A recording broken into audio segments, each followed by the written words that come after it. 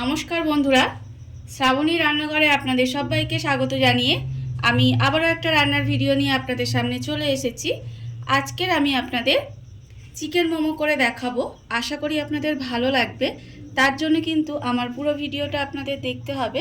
আর দেখা শুরু করার আগে একটা লাইক দেবেন আর সুন্দর একটা কিন্তু কমেন্ট করতে ভুলবেন না। তাহলে চলুন এই চিকেন মোমোটা আমি কিভাবে বানাই সেটা আপনারা একবার দেখে নিন। মোমো বানানোর জন্য প্রথমে আমি এখানে মোমোর ডোটা বানিয়ে নেব। তার জন্য আমি এখানে দেখুন এক বাটি মতো ময়দা নিয়ে নিয়েছি। ময়দার মধ্যে প্রথমে আমি এখানে দেব আন্দাজ মতো নুন। এখানে আমি এক বাটি মাঝারি সাইজের বাটির এক বাটি ময়দা নিয়েছি, তার মধ্যে আমি অল্প একটু নুন দিয়ে দিলাম। এবারে আমি এর মধ্যে দিয়ে দেব সাদা তেল।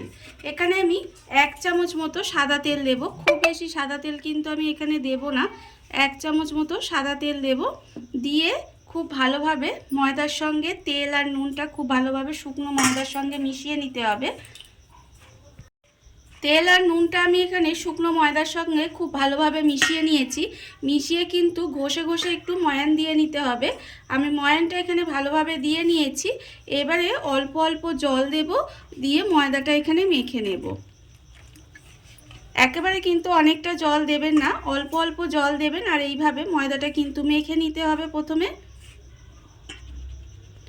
ময়দাটা মেখে একটা ডো বানিয়ে নেব। ময়দাটা আমি এখানে খুব ভালোভাবে মেখে নিয়েছি। দেখুন ময়দাটা কিন্তু আমি এখানে ডো বানিয়ে নিয়েছি। আর ময়দাটা কিন্তু এখানে দেখুন একদম কিন্তু শক্তও হয়নি, আবার খুব নরমও হয়নি, ঠিক এরকম একটু মাঝারি মতো মেখে নিতে হবে।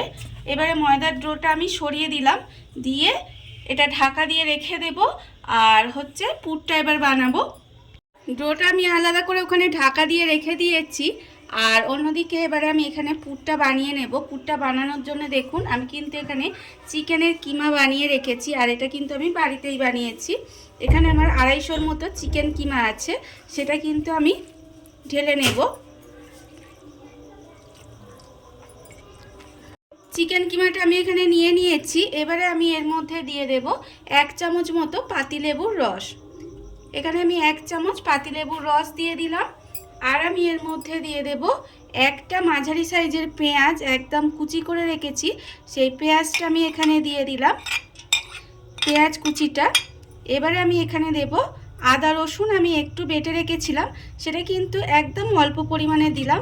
আমি এখানে আদা রসুন বাটা দিয়েছি, আপনারা চাইলে কিন্তু আদা রসুন কুচি কুচি করেও দিতে পারেন। আর আমি এখানে দিলাম গোলমরিচের গুঁড়ো। এখানে 1 চামচ মতো আমি গোলমরিচের গুঁড়ো দিয়েছি। আর দেব আমি এখানে নুন, এখানে আন্দাজ মতো নুন দিয়ে দিলাম। আমি এখানে শুধুমাত্র গোলমরিচের গুঁড়ো দিয়েছি, আপনারা চাইলে কিন্তু এর মধ্যে একটু কাঁচা লঙ্কা কুচিও দিতে পারেন। এবার আমি এর মধ্যে দিয়ে দেব অল্প সামান্য একটু সয়া সস। 1 চামচ মতো সয়া সস কিন্তু আমি এর মধ্যে দিয়ে দিলাম। আর আমি এখানে দেব সাদা তেল। সাদা তেলও কিন্তু আমি এখানে 1 চামচ মতো দিয়ে দেব। আমি এখানে সাদা তেল দিলাম, আপনারা চাইলে কিন্তু সাদা তেলের বদলে বাটারও দিতে পারেন। বাটারটা দিলে কি হয়, খেতে কিন্তু আরও টেস্ট হয়। এবারে সমস্ত কিছু খুব ভালোভাবে মাখিয়ে নেব। আমি হাত দিয়েই কিন্তু এটা খুব ভালোভাবে মাখিয়ে পুরটা রেডি করে নেব। পুরটা আমার এখানে রেডি হয়ে গেছে। আমি পুরটাকে আলাদা করে সরিয়ে রেখে দিয়েছি। এবারে কিন্তু আমি এখানে ময়দাটা যে মেখে রেখেছিলাম, সেই ময়দাটা আমি আবারও কিন্তু খুব ভালোভাবে একটু হাত দিয়ে মেখে নেব। মেখে নিয়ে তারপরে কিন্তু এর থেকে লেচিটা আমি কেটে নেব। দেখুন এখানে কিন্তু আমি এইভাবে রুটির মতো ঠিক লেচিটা কেটে নেব। লেচিগুলো আমি এখানে কিন্তু বড় বড় রুটির মতো কেটে নিয়েছি। আমি একরকমভাবে দেখাচ্ছি, আপনারা চাইলে কিন্তু এগুলোকে ছোট ছোট করেও বানিয়ে নিতে পারেন। আমি এটাকে বড় রুটির মতো আগে বানাবো। তার জন্য অল্প সামান্য একটু ময়দা নিয়ে নিলাম। ময়দা নিয়ে আমি একটা লেচি নিয়ে আপনাদের দেখিয়ে দিচ্ছি।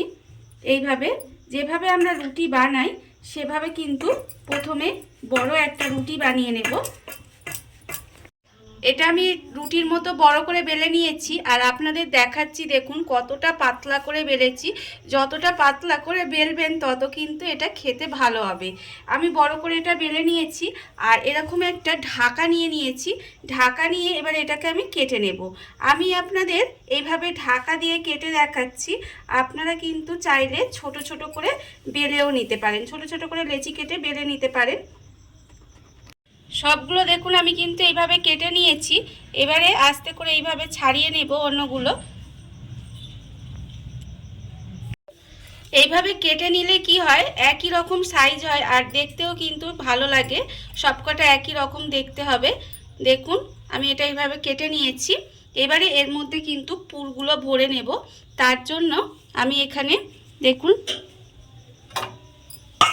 চামচ দিয়ে এইভাবে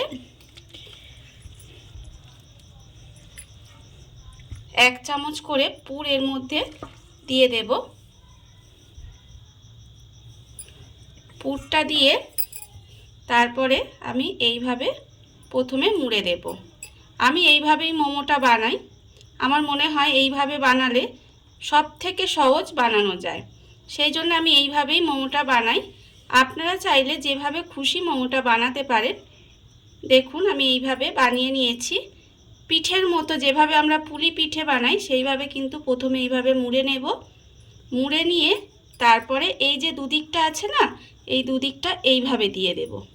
দিলে দেখুন কত সুন্দর কিন্তু মোমোটা রেডি হয়ে গেছে। দেখতে কত সুন্দর হয়েছে। দেখুন আমি কিন্তু এটা এইভাবেই বানিয়ে রেখে দেব।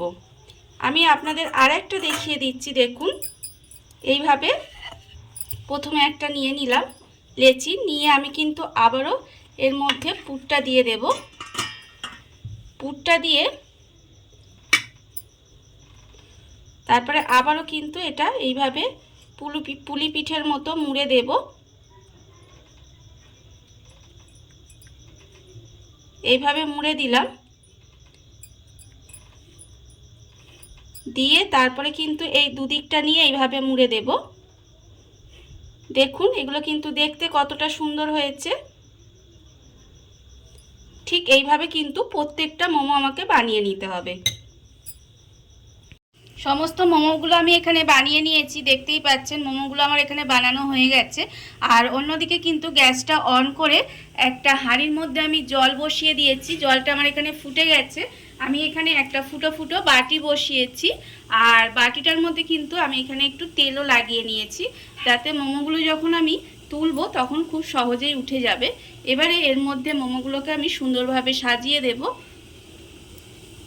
সমস্তগুলো দেখুন আমি এখানে সাজিয়ে দিয়েছি। এবারে এটাকে আমি একটা ঢাকা দিয়ে দেব, দিয়ে এইভাবে কিছুক্ষণ স্টিম হতে দেব। মোমোটা এখানে দেখুন আমার স্টিম হয়ে গেছে। আমি এবার দেখবো এটা কেমন হলো। মোমোটা কিন্তু এখানে আমার রেডি হয়ে গেছে, কালারটা চেঞ্জও হয়ে গেছে আর দেখুন হাত দিয়ে দেখছি শক্ত হয়ে গেছে। এবারে এটাকে আমি একটু ঠান্ডা হতে দেব, তারপরে কিন্তু এটাকে আমি নামিয়ে নেব। মোমোগুলো কিন্তু আমার এখানে রেডি হয়ে গেছে। আমি এখানে কিন্তু মোমোগুলো সসের সঙ্গে পরিবেশন করেছি। আপনারা চাইলে কিন্তু যে কোনো চাটনির সাথে বা স্যুপের সাথেও পরিবেশন করতে পারেন। আর এই শীতকালে এইভাবে একবার চিকেন মোমো বাড়িতে বানিয়ে দেখতে পারেন, খেতে কিন্তু অসাধারণ হয়। আর এই রেসিপিটা যদি আপনাদের ভালো লেগে থাকে, আপনারা যদি ফেসবুক থেকে দেখে থাকেন পেজটি ফলো করে দেওয়ার অনুরোধ রইল। আর যদি ইউটিউব থেকে দেখে থাকেন চ্যানেলটি সাবস্ক্রাইব করে নেওয়ার অনুরোধ রইল। তাহলে চলুন ভিডিওটা আমি এখানেই শেষ করছি। আপনারা সবাই ভালো থাকবেন, সুস্থ থাকবেন। আবারও হাজির হব নতুন কোনো রান্না নিয়ে।